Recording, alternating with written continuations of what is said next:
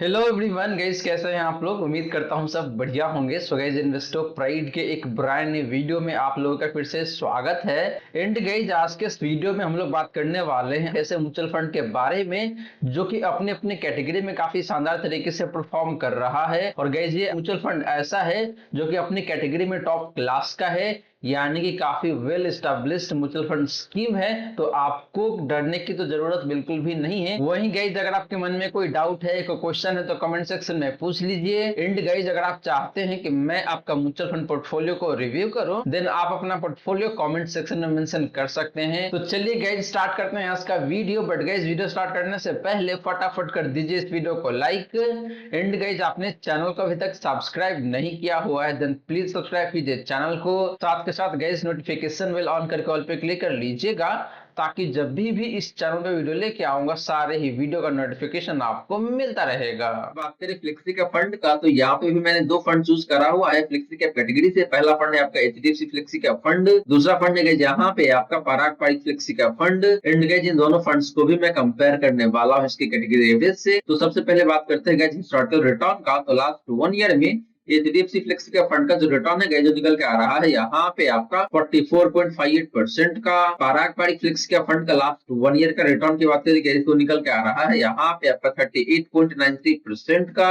And बात करेंगे इस कैटेगरी एवरेज का लास्ट 1 ईयर का रिटर्न का, तो निकल के आ रहा है यहाँ पे आपका 42.02% का। तो गाइस, लास्ट 1 ईयर में एचडीएफसी फ्लेक्सी का फंड का रिटर्न काफी अच्छा दिखने को मिल रहा है, जो कि कैटेगरी एवरेज से भी ज्यादा है। वही बात करेंगे पराग पारिक फ्लेक्सी का फंड का, तो ये फंड अपनी कैटेगरी एवरेज को मोटा मोटी 3% से अंडर परफॉर्म करा हुआ है, जो कि अच्छी बात नहीं है इस पर्टिकुलर फंड का। तो लास्ट 1 ईयर के आधार पर देखें तो एचडीएफसी फ्लेक्सी का फंड ज्यादा बेहतर दिखने को मिल रहा है। बात करेंगे पिछले 3 सालों का रिटर्न का, तो एचडीएफसी फ्लेक्सी का फंड का जो रिटर्न है पिछले 3 सालों का, वो निकल के आ रहा है यहाँ पे आपका 28.76% का। पराग पारिक फ्लेक्सी का फंड का पिछले 3 सालों का रिटर्न की बात करेंगे तो निकल के आ रहा है यहाँ पे आपका 22.87% का। एंड बात करेंगे इस कैटेगरी एवरेज का पिछले 3 सालों का रिटर्न का, तो निकल के आ रहा है यहाँ पे आपका 21.18% का। तो गैस, पिछले 3 सालों में देखें तो यहाँ पे दोनों फंड का रिटर्न काफी अच्छा दिखने को मिल रहा है एंड बेहतर है अपनी कैटेगरी एवरेज के कंपैरिजन में। हालांकि गैस, बात करें इन दोनों में से एक बेस्ट फंड का on the basis of last 3 year return, दो फंड निकल के आ रहा है यहाँ पे आपके लिए अगेन एचडीएफसी फ्लेक्सी का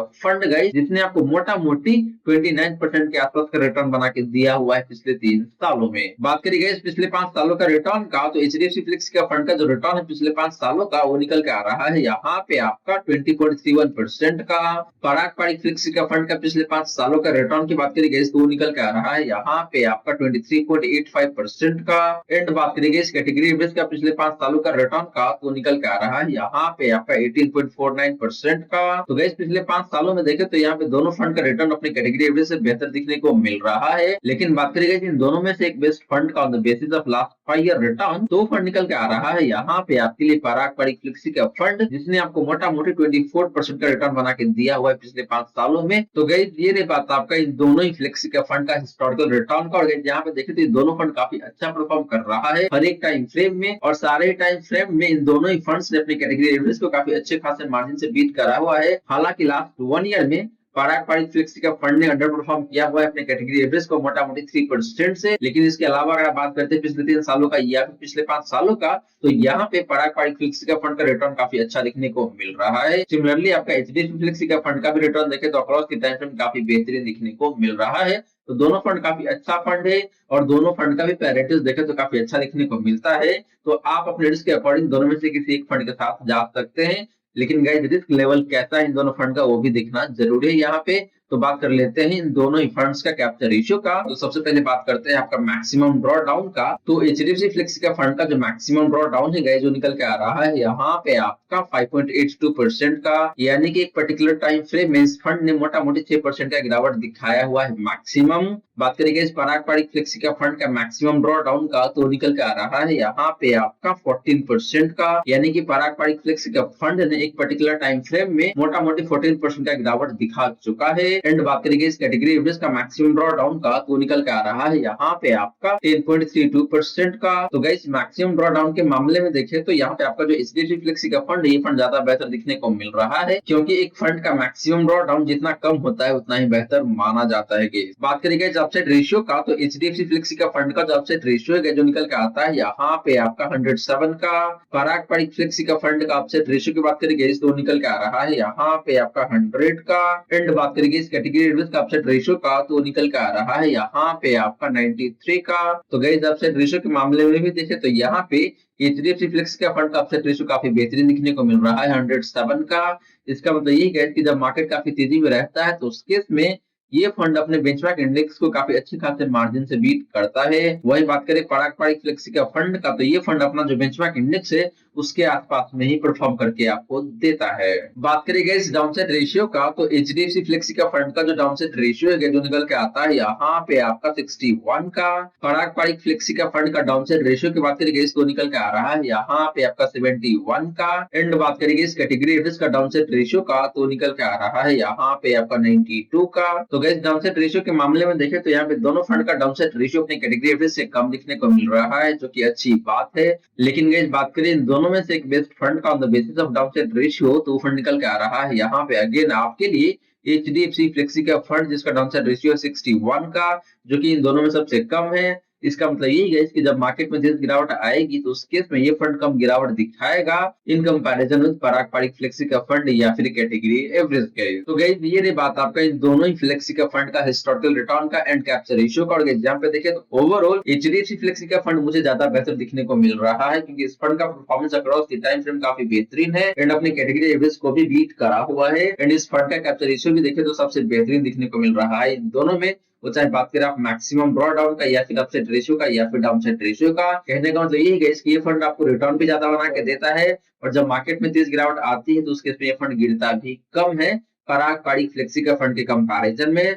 और गाइस एक बात और मैं आप सभी को बता दूं यहाँ पे कि भाई दोनों फंड का जो फंड साइज है वो काफी ज्यादा है। एचडीएफसी फ्लेक्सी का फंड का फंड साइज मोटा मोटी 50,000 करोड़ का है एंड पराग पारिक फ्लेक्सी का फंड का फंड साइज मोटा मोटी 60,000 करोड़ के आसपास में है। तो फंड साइज काफी ज्यादा है, तो इस बात को जरूर आपको ध्यान में रखना चाहिए, उसके बाद ही जाके इन्वेस्ट करना चाहिए। अब चलिए गाइस बात कर लेते हैं दो मिड कैप कैटेगरी के फंड के बारे में और देखते हैं वो दोनों मिड कैप फंड कौन सा है जिसका रिटर्न काफी शानदार है एंड रिस्क लेवल काफी मिनिमाइज या फिर कह लीजिए काफी बैलेंस देखने को मिलता है। तो गाइस बात करें मिड कैप फंड्स का तो यहाँ पे भी मैंने दो फंड चूज करा हुआ है आप सभी के लिए। पहला फंड है आपका एचडीएफसी मिड कैप फंड, दूसरा फंड है गाइस आपका Motilal Oswal mid cap fund. And guys in दोनों फंड्स को भी मैं कंपेयर करने वाला हूँ इसकी कैटेगरी एवरेज से। तो सबसे पहले बात कर लेते हैं गाइस हिस्टोरिकल रिटर्न का। तो लास्ट 1 ईयर में एचडीएफसी मिड कैप फंड का जो रिटर्न है जो निकल के आता है यहाँ पे आपका 56.48% का। Motilal Oswal mid cap fund का लास्ट 1 ईयर का रिटर्न की बात करेंगे तो निकल के आ रहा है यहाँ पे आपका 64.84% का। एंड बात करेंगे इस कैटेगरी एवरेज का लास्ट 1 ईयर का रिटर्न का तो निकल के आ रहा है यहाँ पे आपका 52.96% का। तो गाइस लास्ट 1 ईयर में दोनों ही फंड का रिटर्न देखें तो वैसे काफी अच्छा दिखने को मिल रहा है।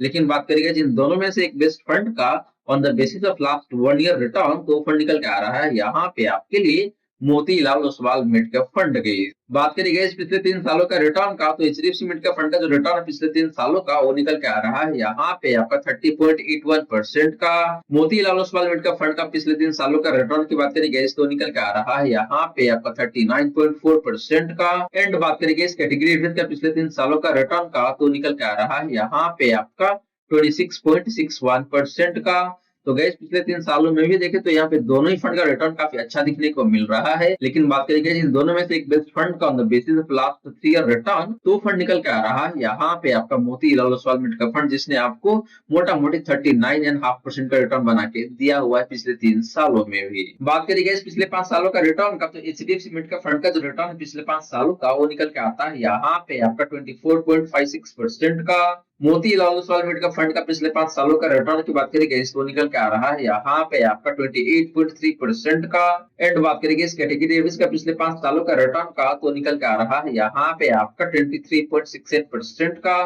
तो guys similar to last 1 year and last 3 year पिछले 5 सालों में भी देखें तो यहाँ पे दोनों ही फंड्स का रिटर्न काफी अच्छा दिखने को मिल रहा है अपने कैटेगरी एवरेज के कंपैरिजन में। लेकिन बात करेंगे जिन दोनों में से एक बेस्ट फंड का तो again Motilal Oswal mid cap fund का रिटर्न काफी बेहतरीन दिखने को मिल रहा है पिछले 5 सालों में भी। तो गाइस ये बात आपका इन दोनों मिड कैप फंड का हिस्टोरिकल रिटर्न पर जहाँ पे देखें तो ओवरऑल दोनों ही फंड का रिटर्न काफी बेहतरीन दिखने को मिल रहा है across the time frame, and दोनों ही फंड्स ने हर एक टाइम फ्रेम में अपने कैटेगरी एवरेज को काफी अच्छी खासी मार्जिन से बीट करा हुआ है। लेकिन बात करेंगे इन दोनों में से एक बेस्ट फंड का on the basis of all the time frame return, तो फंड निकल के आ रहा है यहाँ पे आपके लिए मोतीलाल ओसवाल मिड का फंड, जिसने हर एक टाइम फ्रेम में अपनी कैटेगरी एवरेज को बीट तो करा हुआ है, लेकिन इसने एचडीएफसी मिड के फंड को भी देखे तो काफी अच्छे खासे मार्जिन से बीट करा हुआ है हर एक टाइम फ्रेम में। बात करेंगे जिन दोनों ही फंड्स का कैप्चर इशू का, तो सबसे पहले बात करते हैं आपका मैक्सिमम ड्रॉ डाउन का। तो एचडीएफसी मिड का फंड का जो मैक्सिमम ड्रॉ डाउन है जो निकल के आता है यहाँ पे आपका नेगेटिव 9.27% का। मोतीलाल ओसवाल मिड का फंड का मैक्सिमम ड्रॉ डाउन की बात करेंगे तो निकल के आ रहा है यहाँ पे आपका नेगेटिव 8.89% का। एंड बात करेंगे इस कैटेगरी एवरेज का मैक्सिमम ड्रॉ डाउन का, तो निकल के आ रहा है यहाँ पे आपका नेगेटिव 12% के आसपास में। तो गाइस मैक्सिमम ड्रॉ डाउन के मामले में देखें तो दोनों फंड का परफॉर्मेंस काफी अच्छा दिखने को मिल रहा है, यानी कि दोनों फंड कम गिरावट दिखाता है अपनी कैटेगरी के कंपैरिजन में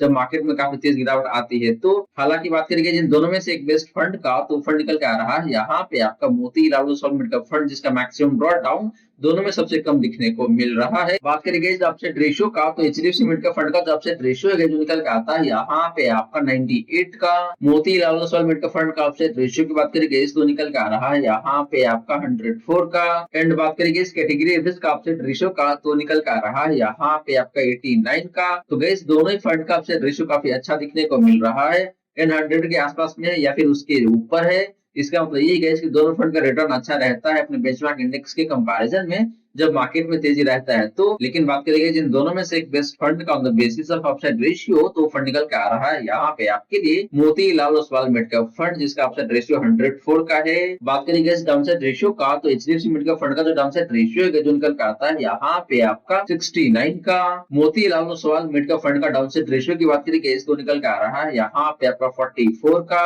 एंड बात करेंगे इस कैटेगरी एवरेज का डाउनसाइड रेशियो का, तो निकल के आ रहा है यहाँ पे आपका 89 का। तो गैस डाउनसाइड रेशियो के मामले में देखें तो यहाँ पे अगेन दोनों फंड का डाउनसाइड रेशियो काफी अच्छा देखने को मिल रहा है। इसका मतलब यही है कि दोनों फंड में काफी कम गिरावट रहता है जब मार्केट में काफी तेज गिरावट आती है तो अपने बेंचमार्क इंडेक्स के कंपैरिजन में। लेकिन बात करेंगे जिन दोनों में से एक बेस्ट फंड का on the basis of downside ratio, तो फंड निकल के आ रहा है यहाँ पे आपके लिए मोतीलाल ओसवाल मिड का फंड, जिसका डाउनसाइड रेशियो है आपका यहाँ पे 44 का। तो गाइस ये रही बात आपका इन दोनों मिड कैप फंड्स का हिस्टोरिकल रिटर्न का एंड कैप्चर रेशियो का। और जहाँ पे देखें तो ओवरऑल दोनों फंड काफी अच्छा दिखने को मिल रहा है, चाहे बात करें आप रिटर्न का या फिर कैप्चर रेशियो का। लेकिन बात करेंगे जिन दोनों में से एक बेस्ट फंड का ऑन रिलेटिव बेसिस, तो फंड निकल के आता है यहाँ पे आपके लिए मोतीलाल ओसवाल मिड का फंड, जिसका परफॉर्मेंस भी अक्रॉस द टाइम काफी शानदार है, एंड कैप्चर रेशियो भी देखें तो काफी शानदार निकल के आ रहा है। अब चलिए गाइस बात कर लेते हैं स्मॉल कैप कैटेगरी के फंड के बारे में। तो गाइस बात करें स्मॉल कैप फंड्स का, तो यहाँ पे मैंने दो फंड चूज करा हुआ है। पहला फंड है आपके लिए Nippon India small cap fund, दूसरा फंड है गाइस आपका SBI small cap fund. And guys in दोनों फंड्स को मैं कंपेयर करने वाला हूं इसके कैटेगरी एवरेज से। तो पहले बात कर लेते हैं गाइस टोटल रिटर्न का। तो लास्ट 1 ईयर में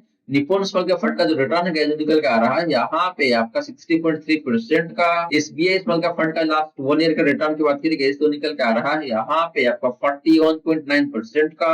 एंड बात करेंगे इस कैटेगरी एवरेज का लास्ट 1 ईयर का रिटर्न का, तो निकल के आ रहा है यहाँ पे आपका 53.85% का। तो गाइस लास्ट 1 ईयर में निप्पॉन स्मॉल कैप फंड का रिटर्न देखें तो काफी अच्छा दिखने को मिल रहा है अपनी कैटेगरी के कंपैरिजन में। लेकिन जैसे ही आप बात करते हैं एसबीआई स्मॉल कैप फंड का, तो इसका रिटर्न बहुत अच्छा नहीं है अपनी कैटेगरी के कंपैरिजन में, यानी कि गाइस ये फंड अपनी कैटेगरी एवरेज को मोटा मोटी 21 से 22% से अंडर परफॉर्म कर रहा है लास्ट 1 ईयर में। बात करिए पिछले 3 सालों का रिटर्न का, तो निप्पॉन स्मॉल कैप फंड का जो रिटर्न पिछले 3 सालों का वो निकल के आता है यहाँ पे आपका 36.89% का। एसबीआई स्मॉल कैप फंड का पिछले 3 सालों का रिटर्न की बात करिए तो निकल के आ रहा है यहाँ पे आपका 26.53% का। एंड बात करेंगे इस कैटेगरी एवरेज का पिछले 3 सालों का रिटर्न का, तो निकल के आ रहा है यहाँ पे आपका 31.05% का। तो गाइस पिछले 3 सालों में देखें तो निप्पॉन स्मॉल कैप फंड का रिटर्न काफी अच्छा दिखने को मिल रहा है। एंड बात करिए एसबीआई स्मॉल कैप फंड का, तो ये फंड अगेन अपने कैटेगरी एवरेज को अंडर परफॉर्म कर रहा हुआ है पिछले 3 सालों में भी। बात करिए पिछले 5 सालों का रिटर्न का, तो निप्पॉन स्मॉल कैप फंड का जो रिटर्न है पिछले 5 सालों का वो निकल के आता है यहाँ पे आपका 31.39% का। एसबीआई स्मॉल कैप फंड का पिछले 5 सालों का रिटर्न की बात करिए तो निकल के आ रहा है यहाँ पे आपका 26.45% का।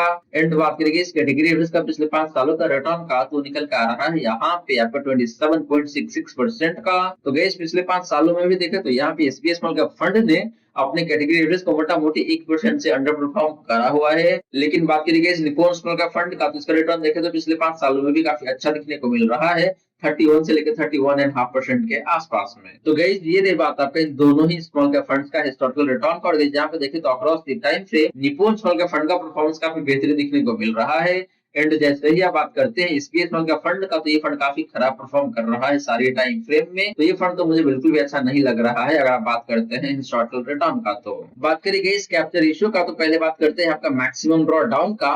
तो निप्पॉन स्मॉल कैप फंड का मैक्सिमम ड्रॉ डाउन की बात करिए तो निकल के आ रहा है यहाँ पे आपका 10.22% का। एसबीआई स्मॉल कैप फंड का मैक्सिमम ड्रॉ डाउन की बात करिए तो निकल के आ रहा है यहाँ पे आपका 7.87% का। एंड बात करिए इस कैटेगरी एवरेज का मैक्सिमम ड्रॉ डाउन का, तो निकल के आ रहा है यहाँ पे आपका 13.07% का। तो गाइस मैक्सिमम ड्रॉ डाउन के मामले में देखें तो दोनों फंड का नंबर काफी अच्छा दिखने को मिल रहा है अपने कैटेगरी एवरेज के कंपैरिजन में। लेकिन बात करिए इन दोनों में से एक बेस्ट फंड का on the basis of maximum draw down, तो निकल के आ रहा है यहाँ पे आपके लिए एसबीआई स्मॉल कैप फंड, जिसका मैक्सिमम ड्रॉ डाउन 8% से कम दिखने को मिल रहा है। कहने का मतलब ये है कि एक पर्टिकुलर टाइम फ्रेम में एसबीआई स्मॉल कैप फंड ने आपको मैक्सिमम 8% के आसपास का गिरावट दिखाया हुआ है। लेकिन आपका जो निप्पॉन स्मॉल कैप फंड है, इस फंड ने मोटा मोटी 10 से 10.25% का गिरावट दिखा चुका है एक पर्टिकुलर टाइम फ्रेम में। बात करिए इस अपसेट रेशियो का, तो निप्पॉन स्मॉल कैप फंड का अपसेट रेशियो यहाँ पे निकल के आता है आपका 96 का। एसबीआई स्मॉल कैप फंड का अपसेट रेशियो की बात करिए तो निकल के आता है यहाँ पे आपका 69 का।